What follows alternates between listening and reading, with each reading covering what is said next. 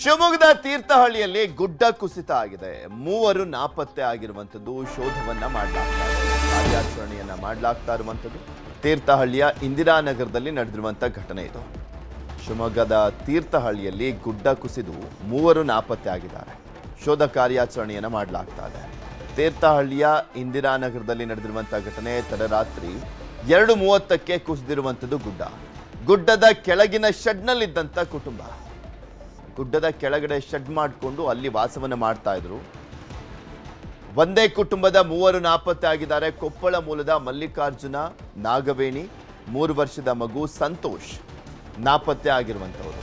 ಪೊಲೀಸರು, ಅಗ್ನಿಶಾಮಕ ದಳದ ಸಿಬ್ಬಂದಿ ಕಾರ್ಯಾಚರಣೆಯನ್ನ ಮಾಡ್ತಾ ಇದ್ದಾರೆ. ಪಕ್ಕದ ಶೆಡ್ನಲ್ಲಿದ್ದಂಥವರಿಗೆ ಗಂಭೀರವಾದಂಥ ಗಾಯ ಆಗಿದೆ. ಹಾಗೆ ಶೆಡ್ನಲ್ಲಿದ್ದಂಥ ಮೂವರು ನಾಪತ್ತೆ ಆಗಿದ್ದಾರೆ. ಅವರನ್ನ ಹುಡುಕುವಂತ ಕೆಲಸ ಆಗ್ತಾ ಇದೆ.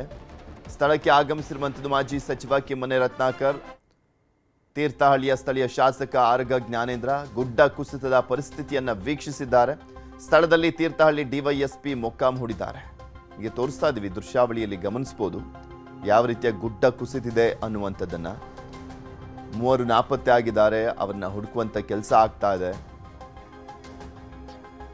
ಇದೇ ವಿಚಾರಕ್ಕೆ ಸಂಬಂಧಪಟ್ಟಂತೆ ಮಾತಾಡೋದಕ್ಕೆ ನಮ್ಮ ಜೊತೆ ಮಾಜಿ ಸಚಿವರಾಗಿರುವಂತಹ ಹಾಲಿ ಶಾಸಕರು ಆರಗ ಜ್ಞಾನೇಂದ್ರ ಅವರು ದೂರವಾಣಿ ಸಂಪರ್ಕದಲ್ಲಿದ್ದಾರೆ. ನಮಸ್ಕಾರ ಸರ್. ನಮಸ್ಕಾರ ಸರ್. ಹೇಗಾಗಿದ್ದು, ಏನಾಗಿದೆ, ಏನ್ ಡೀಟೇಲ್ಸ್ ಸಿಗ್ತಾ ಇದೆ ಸರ್? ನಿನ್ನೆ ರಾತ್ರಿ ಭಾರೀ ಮಳೆ ಸುರಿದಿದೆ ತೀರ್ಥಹಳ್ಳಿ ಭಾಗದಲ್ಲಿ. ಹಾಗಾಗಿ ತೀರ್ಥಹಳ್ಳಿ ಟೌನ್ ಪಕ್ಕದಲ್ಲೇ ಇರುವಂತ ಗಾಂಧಿನಗರ ಅನ್ನುವಂತ ಒಂದು ಬಡಾವಣೆ, ಅಲ್ಲಿ ಗುಡ್ಡದ ಬುಡದಲ್ಲಿ ಒಂದಷ್ಟು ಮನೆಗಳಿತ್ತು. ಆ ಇಡೀ ಗುಡ್ಡ ಜರಿದು ಆ ಮನೆಗಳ ಮೇಲೆ ಬಿದ್ದಿದೆ. ಗುಡಿಸಲುಗಳು ಗಂಗಾವತಿ ಭಾಗದಿಂದ ಬಂದು ಇಲ್ಲಿ ಲೇಬರ್ಗಳವರು ಅಲ್ಲಿ ಆ ಗುಡಿಸಲಲ್ಲಿ ವಾಸ ಮಾಡ್ತಾ ಇದ್ರು. ಅವರ ಗುಡಿಸಲ ಮೇಲೆ ಬಿದ್ದಿದೆ. ಸುಮಾರು 15-16 ಜನ ತಪ್ಪಿಸ್ಕೊಂಡು ಹೊರಗೆ ಬಂದಿದ್ದಾರೆ. ಆದ್ರೆ 3 ಜನ, ಗಂಡ ಹೆಂಡತಿ, ಒಂದು ಮಗು, ಅದ ಮಣ್ಣು ಅಡಿ ಸಿಕ್ಕಾಕೊಂಡಿದ್ದಾರೆ. ತುಂಬಾ ದೊಡ್ಡ ಜರದಂತ ಮಣ್ಣು ಅವ್ರ ಮೈ ಮೇಲೆ ಬಿದ್ದಿದೆ. ಅದನ್ನು ತೆಗೆಯೋ ಕೆಲಸ ಬೆಳಗಿನ ಜಾವ 4 ಗಂಟೆಯಿಂದ ಸ್ಟಾರ್ಟ್ ಆಗಿ ಇನ್ನೂ ಕೂಡ ನಡೀತಾ ಇದೆ. ನಮ್ಮ ಫೈರ್ ಡಿಪಾರ್ಟ್ಮೆಂಟ್, ಪೊಲೀಸು, ನಮ್ಮ ಮುನ್ಸಿಪಾಲಿಟಿ, ಇವರು ಸಾರ್ವಜನಿಕರು ಎಲ್ಲರೂ ಕೂಡ ಈ ಬಗ್ಗೆ ಕೆಲಸ ಮಾಡ್ತಾ ಇದ್ದಾರೆ. ಇಲ್ಲಿ ಏನೇ ಆದ್ರೂ ಬಹಳ ದುಃಖದ ಸಂಗತಿ, ಬಹಳ ದೊಡ್ಡ ಅನಾಹುತ ಇದು. ತೀರ್ಥಹಳ್ಳಿ ಇತಿಹಾಸದಲ್ಲೇ ನಾವು ಕಂಡು ಕೇಳರಿದೆ ಅಂತ ಅನಾಹುತ. ಹಿಂದೆಲ್ಲ ಗುಡ್ಡ ಜರ್ದಿತ್ತು, ಆದ್ರೂ ಕೂಡ ಜೀವಹಾನಿ ಆಗಿರಲ್ಲ. ಇದರಲ್ಲಿ ಜೀವಹಾನಿ ಆಗಿದೆ. ಒಬ್ಬನಿಗೆ ಕಾಲಿಗೆ ಸ್ವಲ್ಪ ಪೆಟ್ಟಾದಂತವನಿಗೆ ಈಗಾಗಲೇ ಶಿವಮೊಗ್ಗ ಮೆಗಾನ್ ಹಾಸ್ಪಿಟ್ಲಿಗೆ ಶಿಫ್ಟ್ ಮಾಡಿದ್ದೀವಿ. ಒಬ್ಬ ಹೆಣ್ಮಗಳಿಗೆ ಕಾಲಿ ಪೆಟ್ಟು ಬಿದ್ದಿದೆ, ತೀರ್ಥಹಳ್ಳಿನಲ್ಲಿ ಟ್ರೀಟ್ಮೆಂಟ್ ಆಗ್ತಾ ಇದೆ. 3 ಬಾಡಿಗಳು ಇನ್ನು ತೆಗೆಯುವಂತ ಕೆಲಸ ಬರೋದ್ರಿಂದ ಆಗ್ತಾ ಇದೆ. ಎಷ್ಟು ವರ್ಷದಿಂದ ಇರೋರು ಸರ್ ಅಲ್ಲಿ?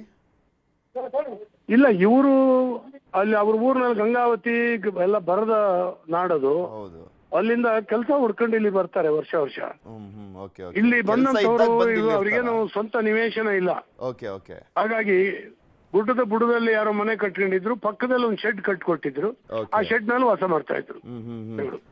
ಅದೇನು ಹಾಟ್ಸ್ಪಾಟ್ ಆ ಗುಡ್ಡ? ಈ ರೀತಿಯಾಗಿ ಜರಿಯುವಂತ ಚಾನ್ಸಸ್ ಇತ್ತಾ? ಏನಾದ್ರು ಎಚ್ಚರಿಕೆ ಇಲ್ಲ, ಅದು ಕಲ್ಲಿನ ಗುಡ್ಡ ಅದು. ಆದ್ರೂ ಕೂಡ ಜರಿದಿತ್ತು. ಹಿಂದೆ ಸ್ವಲ್ಪ ಎಲ್ಲ ಜರಿದು ಅನಾಹುತ ಆಗಿತ್ತು. 1-2 ಮನೆ ಬ್ರೇಕ್ ಆಗಿತ್ತು. ಅದನ್ನೆಲ್ಲ ಸರಿ ಮಾಡ್ಕೊಟ್ಟಿದ್ವಿ. ಮತ್ತೆ ಅಲ್ಲಿ ಇರಬೇಡಿ ಅಂತ ಹೇಳಿ ಎಚ್ಚರಿಕೆ ಕೊಟ್ಟಿದ್ವಿ. ಆದ್ರೂ ಕೂಡ ಅಲ್ಲಿ ಬಂದಿದ್ರು. ಪಾಪ ಬಡವರು ಬೇರೆ ಏನು ಬಾಡಿಗೆ ಮನೆಯಲ್ಲಿ ಇರುವ ಪರಿಸ್ಥಿತಿನಲ್ಲಿ ಇರ್ಲಿಲ್ಲ. ಹಾಗಾಗಿ ಅಲ್ಲಿ ವಾಸ ಮಾಡ್ತಾ ಇದ್ರು. ಅದ್ರ ಪಕ್ಕದ ಶೆಡ್ನವ್ರಿಗೂ ಕೂಡ ಗಂಭೀರವಾದಂತ ಗಾಯ ಆಗಿದೆ ಅನ್ನೋದ್ರ ಬಗ್ಗೆ ಮಾಹಿತಿ ಬರ್ತಾ ಇತ್ತು. ಅಂದ್ರೆ ಅವ್ರ ಪರಿಸ್ಥಿತಿ ಹೇಗಿದೆ ಸರ್?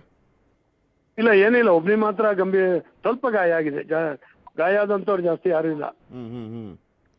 ಒಬ್ಬನಿಗೆ ಖಾಲಿ ಹೊಡ್ತಾ ಬಿದ್ದಿದೆ. ಶಿವಮೊಗ್ಗ ಮೆಗಾನ್ ಹಾಸ್ಪಿಟ್ಲಿಗೆ ಶಿಫ್ಟ್ ಮಾಡಿದ್ದೀವಿ. ಅಂದ್ರೆ ಬೇರೆಯವ್ರು ಎಲ್ಲ ಬಂದ್ರು, ಇವರಿಗೆ ಬರ್ಲಿಕ್ಕೆ ಆಗಿಲ್ಲ ಅಂದ್ರೆ ಪಾಪ ತುಂಬಾ ನಿದ್ರೆಯಲ್ಲಿ. 3 ಜನ ನಿದ್ರೆ ಟೈಮ್ ಸುಮಾರು 2:30 ಗಂಟೆ ರಾತ್ರಿ. ತುಂಬಾ ನಿದ್ರೆ ಟೈಮ್ ಅದು. ಮತ್ತೆ ಶ್ರಮಜೀವಿಗಳು ಅವರು ಕೆಲಸ ಮಾಡಿ ನಿದ್ದೆ ಜಾಸ್ತಿ ಆಗ್ಬಿಡುತ್ತೆ. ಅದು ಬೆಳಗಿನ ಒಳ್ಳೆ ನಿದ್ದೆ ಸಮಯ.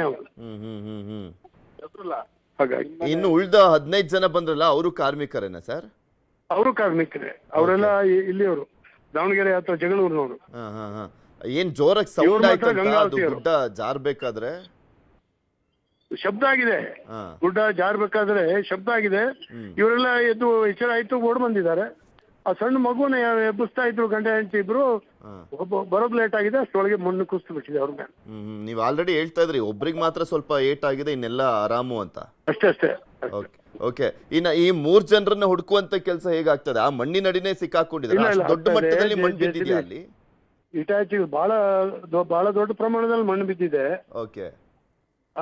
ಹಂಗಾಗಿ ಇಟಾಚಿಗಳು ಕೆಲಸ ಮಾಡ್ತಾ ಇದ್ದಾವೆ. ಈಗ ಜನನು ಅಲ್ಲಿ ನಿಂತು ಎಲ್ಲ ಸಹಕರಿಸ್ತಾ ಇದ್ದಾರೆ. ಎಲ್ಲ ಒಂಥರ ಜಡಿ ಮಣ್ಣು ಬೇರೆ ಆಗಿರೋದ್ರಿಂದ ಅದು ತೆಗೆಯೋದು ಕಾರ್ಯಾಚರಣೆ ಮಳೆ ಹುಯ್ತಾನೆ ಇದೆ, ಹೊಳುವಾಗಿಲ್ಲ. ಮಳೆ ರಭಸವಾಗಿ ಬರ್ತಾನೆ ಇದೆ. ಆ ಮಳೆನಲ್ಲಿ ಕೆಲಸ ಮಾಡೋದು ಕಷ್ಟ. ಈಗ ಆಪರೇಟ್ ಮಾಡೋದು ಸ್ವಲ್ಪ ನೋಡ್ಕೊಂಡೆ ಆಪರೇಟ್ ಮಾಡಬೇಕು ಅಂತ ಕಾಣಿಸುತ್ತೆ. ಹಾಗೆ ಆಗಿದೆ. ಮತ್ತೆ ಆಪರೇಟ್ ಮಾಡಿದ ಆ ಗುಡ್ಡನು ಕೂಡ ಆಪರೇಟ್ ಮಾಡೋರ್ ಮೇಲೆ ಖುಷಿ ಸ್ಥಿತಿಯೂ ಇದೆ. ಬಹಳ ಎಚ್ಚರಿಕೆ ತಗೊಂಡು ಮಾಡ್ತಾ ಇದ್ದಾರೆ. ಅಲ್ಲ, ಅದ್ರ ಜೊತೆಗೆ ಈ ಇಟಾಚಿದು ಆ JCBದು ಎಲ್ಲ ಬಾಯೆಲ್ಲ ಹಾಕಬೇಕಾದ್ರೆ ಅಕಸ್ಮಾತ್ ಅಲ್ಲಿ ಏನಾದ್ರೂ ಹೆಚ್ಚು ಕಮ್ಮಿ ಆಗಿ ಬಾಡಿನೂ ಏನಾದ್ರೂ ಡ್ಯಾಮೇಜ್ ಎಚ್ಚರಿಕೆ ತಗೊಂಡಿದ್ದಾರೆ. Okay. Thank you sir, news 18 ಜೊತೆ ಮಾತನಾಡಿದ್ದಕ್ಕೆ. ಕಿಮ್ಮನೆ ರತ್ನಾಕರ್ ಅವರು ಕೂಡ ಸ್ಥಳಕ್ಕೆ ಹೋಗಿದ್ರು, ಮಾಜಿ ಸಚಿವರು, ಅವರು ಮಾತನಾಡಿದ ನೋಡೋಣ. ಅವರಿಗೆ ಸೂಕ್ತ ರೀತಿಯ ವ್ಯವಸ್ಥೆಯನ್ನು ಮಾಡದೇ ಇದ್ರೆ ಇವು ಸದಾಕಾಲ ನಡೀತಾನೆ ಇರುತ್ತೆ. ಈಗ 35 ಜನ ಲೇಬರ್ಸ್ ಬಂದಿದ್ದಾರೆ, ಕೊಪ್ಪಳ, ಗಂಗಾವತಿ, ದಾವಣಗೆರೆ, ಎಲ್ಲೆಲ್ಲಿಂದಾನೆ ಬಂದಿದ್ದಾರೆ. ಅವ್ರು ಎಲ್ಲೂ ಖಾಸಗಿ ಜಾಗದಲ್ಲಿ ಇರಕ್ ಸಾಧ್ಯ ಇಲ್ಲ. ಮತ್ತೆ ಅವ್ರು ಬಂದಿರೋದೇ ಕೂಲಿಗೆ, ಬಾಡಿಗೆ ಮನೇಲಿ ಇರಕ್ ಸಾಧ್ಯ ಇಲ್ಲ. ಎಲ್ಲೋ ಒಂದ್ ಕಡೆ ಶೆಡ್ ಹಾಕೋಬೇಕು, ಸರ್ಕಾರಿ ಸ್ಥಳದಲ್ಲಿ ಶೆಡ್ ಹಾಕೋತಾರೆ. ಈ ರೀತಿಯ ದುರ್ಘಟನೆ ನಡೆಯುತ್ತೆ. ಈಗೆಲ್ಲ ಆಲ್ಮೋಸ್ಟ್ 30-35 ಜನ ಇಲ್ಲಿ ಕೆಲ್ಸಕ್ಕೆ ಬಂದಿದ್ದಾರೆ, ಎಲ್ಲೆಲ್ಲೋ ಕೆಲ್ಸಕ್ಕೆ ಹೋಗ್ತಾ ಇದ್ದಾರೆ. ಸರ್ಕಾರಿ ಜಾಗದಲ್ಲಿ ಕಟ್ಕೊಂಡಿದ್ದಾರೆ. ಈಗ ನೋಡಿ ಇಲ್ಲಿ ಇವರು ಏನು ಕಟ್ಟಿದವರು ಬಡವರೇ, ಇಲ್ಲಿ ಕಟ್ಟಿ ಈಗ ಮನೆ ಇದೆಯಲ್ಲ ಅವನು ಬಡವನೇ.